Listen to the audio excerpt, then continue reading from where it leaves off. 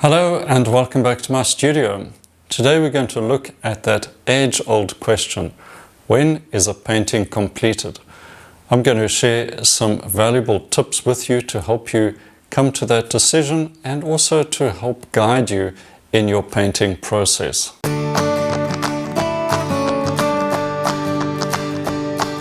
Now, apparently Da Vinci said that a painting is never completed, it is simply abandoned.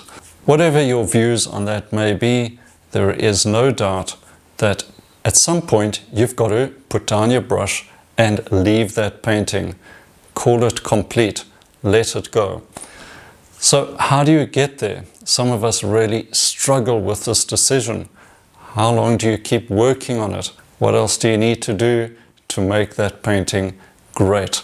So before we dive into these 7 or so tips, I want to just emphasize that you need to have a vision for your painting.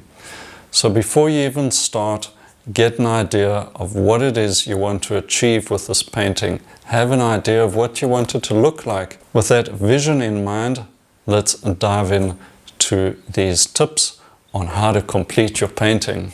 Composition and drawing. Take a step back and assess the overall composition of the painting. Now you may think this is a bit late in the day to be worrying about composition and drawing, but sometimes a small adjustment can simply help to make the painting click and come together. So ensure that the elements are working together to create a cohesive image. Perspective, proportion, and shape relationships must be accurate or reasonably accurate depending on the looseness of your style. Texture and accents. Add any final details or touches that will enhance the painting's texture. For example, an impasto stroke in the focal area or one that leads the eye to the focal area. Load up your brush with a lot of paint, usually a light color, and drag that quickly across the painting where you want to create that impasto stroke. Lift your brush, leave it alone, and that impasto stroke will add beautiful, juicy color note to your painting. Also consider light and dark accents. These are the marks that add sparkle or a color note of interest. For example, stones on the side of a dirt road, distant fence posts, light grass against a dark shadow. Just a few of these will do the trick. Having a rigger brush to quickly flick those lines, for instance, the light grass against a dark shadow, that rigger brush will come in useful right now. The light effect. Have you captured the light effect? It's not enough to simply put paint in between the lines. The painting needs to describe light. Direction of the light, for example, or the nature of the light. Is it warm, cool, or overcast? Is it a nighttime scene? Is it the morning, sunset, or bright overhead light in the middle of the day? Consider the use of light and shadow to create a sense of light. This is always a good starting point for your painting and one you can carry through right to the end. If you have not done so, it may be important right now to try and get that shadow effect in place. Vision and concept. Compare the painting to your original concept or reference material to ensure that it matches your intended vision. The drama of light and emotion, the play of color, whatever you intended, that is the most important consideration. Did you achieve that? Your focus. Keep your focus even when you're feeling frustration. You may need to change a detail and then you go too far.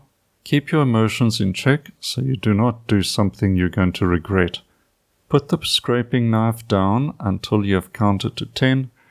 Maybe take a break. There are times when I'll let a night's rest settle the question. It's amazing how your mind finds the answer by the next day.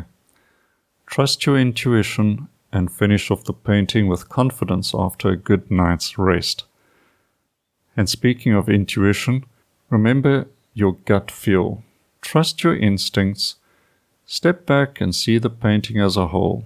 View it across the room, and if there's anything that really jumps out and looks wrong, then you can change that. But when you feel the painting is complete, it probably is. Then your signature. Sometimes I sign the painting and still find things to change with the painting afterwards, but that's okay. What color should you use to sign your painting? Some say use the color of your last brushstroke, but I've settled on using cadmium red light to apply the signature. Draw in the signature small enough to be discreet but easy to read up close. Don't hide your name, but don't distract from the painting either. Now, a bonus tip, make sure you start your next painting without delay. Also, remember to put your wet painting somewhere safe so it can dry. Don't fiddle with it. Don't be tempted to get it out again. Just let it dry fully and then apply some retouch varnish. And then consider putting it out into the world. Yes, there's no point in hiding your paintings. Keep in mind that when the painting is done, all you can do is let go and move on to your next work. Well, I hope these ideas help you and you can adopt some of them as reminders to help you with your next painting. Bring this into your process, right? From start to finish, it is all a process. But when you get to that end stage, you need to have a few ideas that will eventually become a habit and simply part of your painting process. Now, if you found this useful, please remember to subscribe so you don't miss another video. I do appreciate everyone who subscribes, and it encourages me to produce better videos, or at least try my best. Don't forget your free course view up here, or you can find it in the description below. Until next time, enjoy your painting and cheers for now.